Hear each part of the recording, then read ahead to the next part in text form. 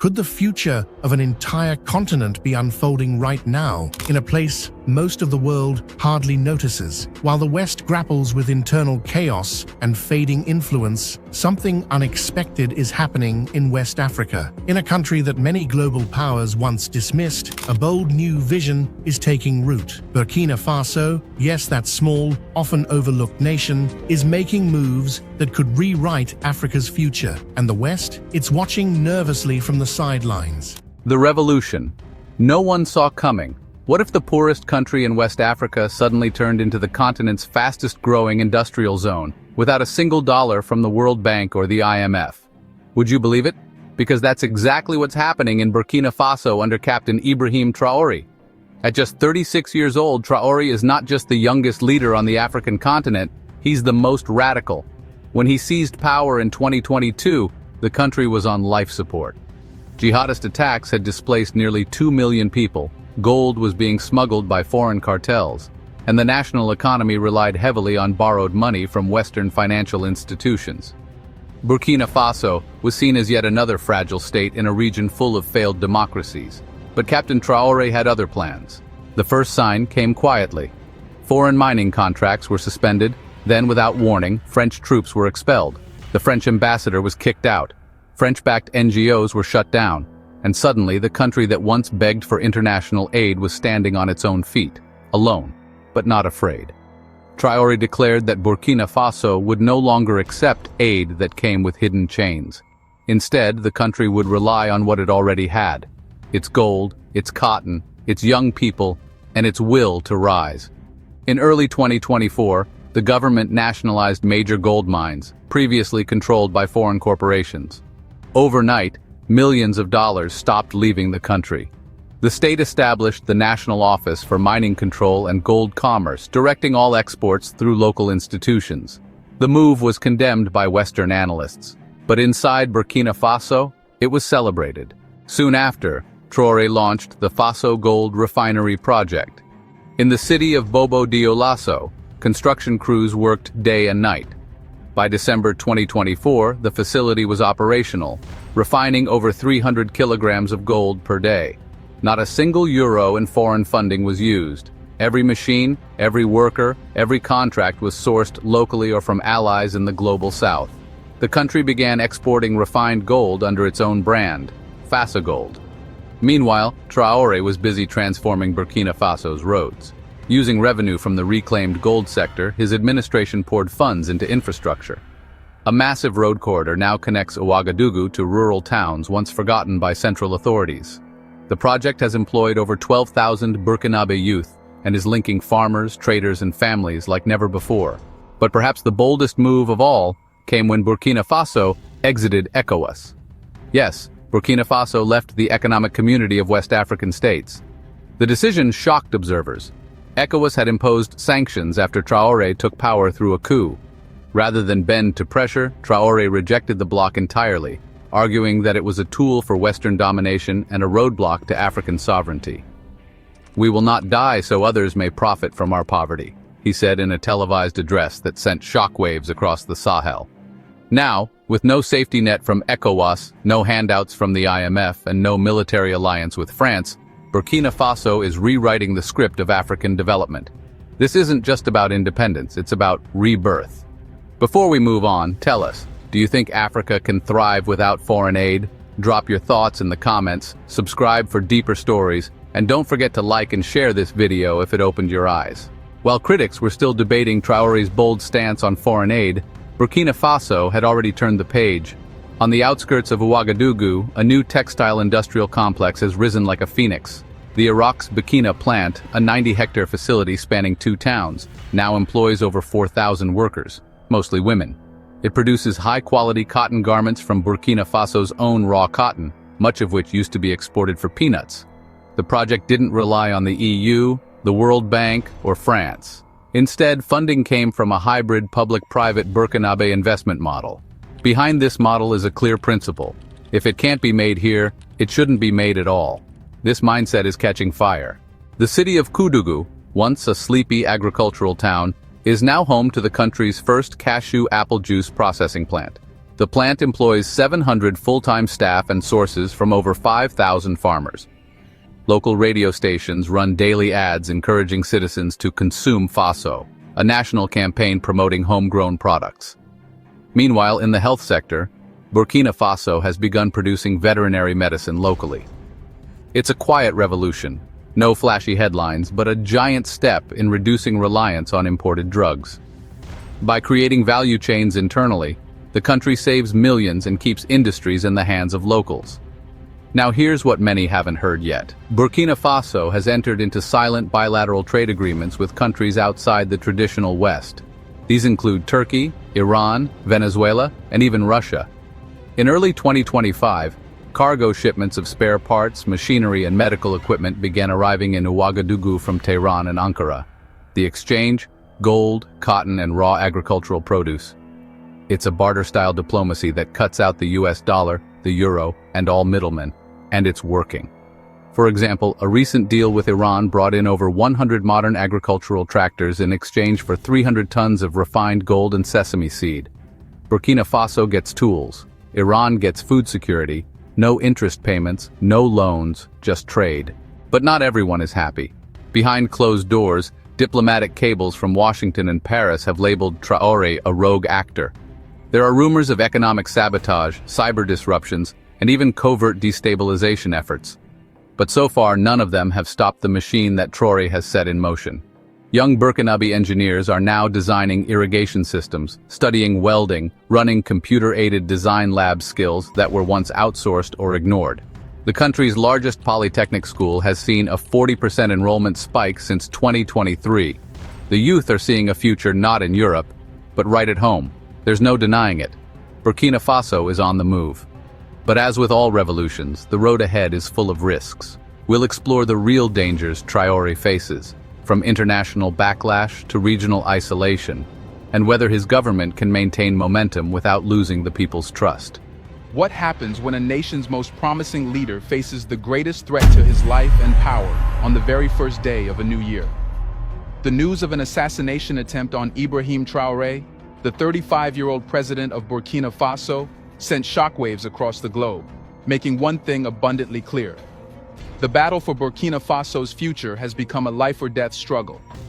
On January 1st, 2025, as the world celebrated the start of a new year, Traoré's enemies wasted no time in attempting to end the life of a leader who represents the very essence of resistance against the Western colonial legacy.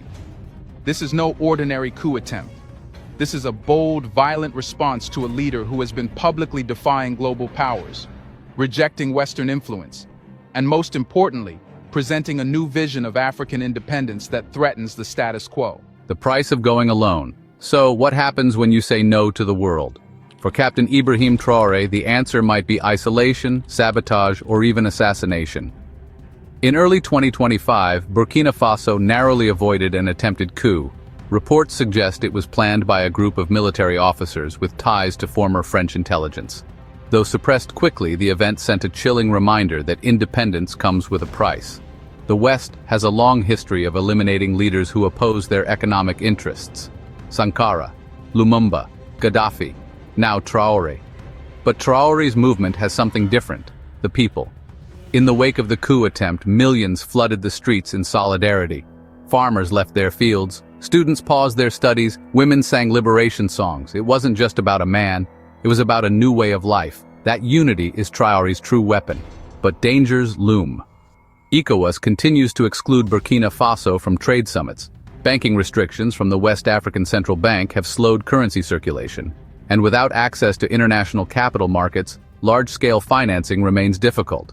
So how does Burkina Faso plan to survive? Cryptocurrency.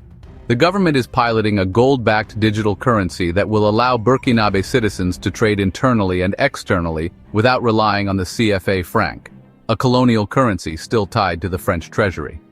Meanwhile, joint military drills with Mali and Niger signal a growing alliance of Pan-African resistance. The three countries now share intelligence, border patrols, and supply lines.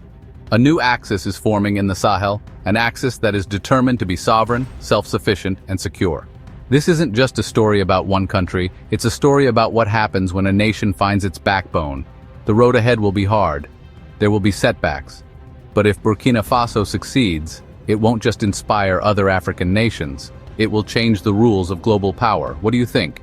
Can Traoré pull this off without foreign aid? Will Africa finally shake off the chains of dependency? Drop your thoughts in the comments below. Like, share, and subscribe for more stories from the front lines of Africa's new revolution. In Burkina Faso's history.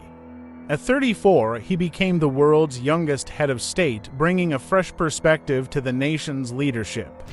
His tenure has been characterized by ambitious reforms aimed at fostering self-reliance, economic growth, and cultural pride. Under President Traoré's leadership, Burkina Faso has witnessed notable economic progress.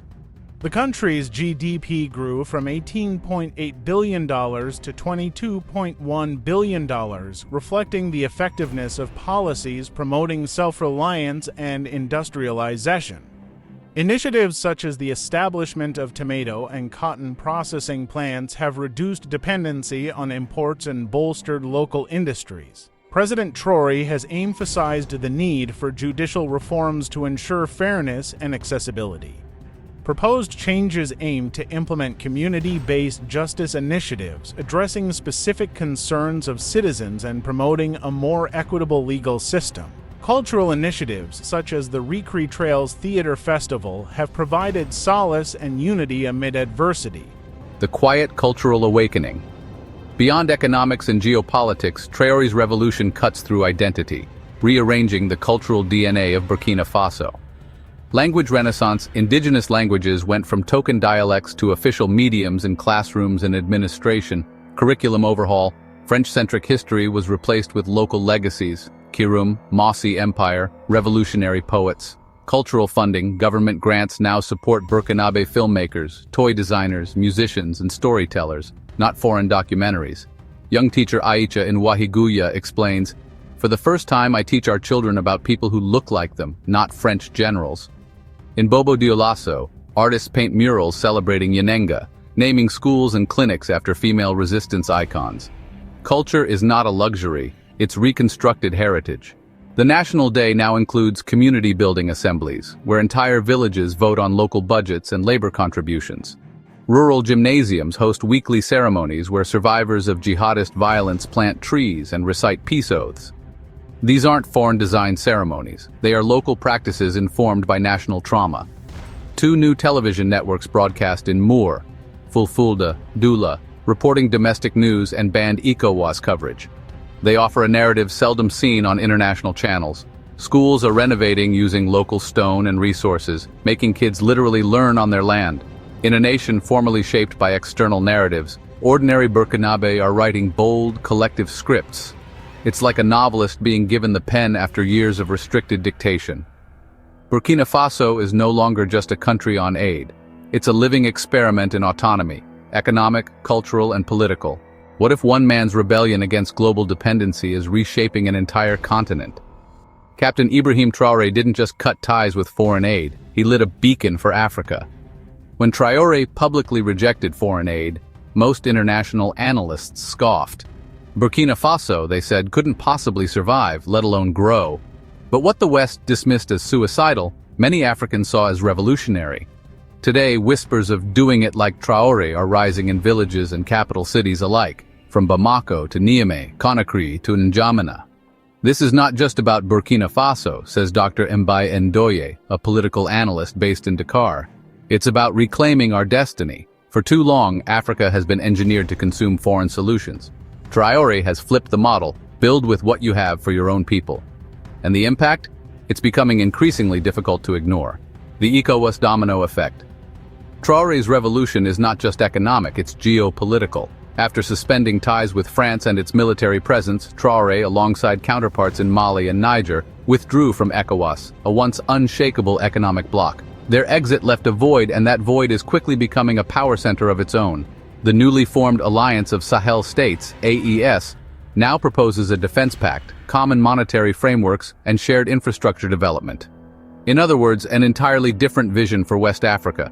No more French CFA franc, no more donor dependency, no more top-down policymaking. This alliance is not built in Geneva boardrooms but on dusty soil. forged by soldiers turned statesmen, and cheered on by youth sick of empty promises. It wasn't a protest. It wasn't a coup. It wasn't even televised. Yet in one stroke of a pen, Burkina Faso did what entire continents have tiptoed around for decades. It reclaimed the ground beneath its own feet. Not with slogans, not with diplomats, but with a law. A hard, irreversible law that redefined ownership itself. The new policy is radical, not because it's aggressive, but because it's honest. It admits what no one in global politics wants to say out loud. That African land, in its current form, has become a currency, a tool for those who don't live on it, work it, or understand it to profit from it. So Traoré's government ended the charade. The reform states, all land, urban or rural, belongs to the Burkinabè state, not to landlords, not to old colonial families, and certainly not to international developers waiting to build golf resorts on sacred soil. But with this unity comes resistance. What's next for Africa? The road ahead is not smooth. Burkina Faso still battles terrorism in its northern provinces. Inflation, food insecurity, and international isolation remain potent threats. But what Traoré has injected into the bloodstream of his nation, and now the region, is hope with teeth. Not the vague hope of foreign handouts, but the tangible belief that Africans can design, build, and defend their futures. Burkina Faso is once again making waves across Africa with its bold steps toward industrialization and economic self-reliance. In a landmark event this Thursday, the president of Burkina Faso, head of state, Captain Ibrahim Traoré, officially inaugurated the detergent industrial complex, FASI, CIDF, in the commune of Pabré, Central Region. This monumental project signals a new era of local manufacturing, self-sufficiency, and national pride. The CIDF, a state-of-the-art detergent production facility, is poised to reduce Burkina Faso's dependence on imported cleaning products, stimulate job creation, and strengthen the country's industrial sector. With advanced machinery and cutting-edge production techniques, the complex is expected to produce a range of high-quality, locally made detergents to serve both domestic and regional markets. During the inauguration ceremony, President Traoré underscored the significance of the project, emphasizing the government's commitment to fostering industrial growth. And if Burkina Faso succeeds in becoming the first modern African state to industrialize without foreign aid, the continent may never look back. Now it's your turn. What do you think? Can Africa truly rise without foreign aid? Or is Traoré's path too risky to follow? We want to hear your voice. Drop your thoughts in the comments. Subscribe for more updates and share this video with others who believe in the power of African self-determination. For more information and for more news on the happenings in the political sector and the world globally, don't forget to like and subscribe to our channel for more updates.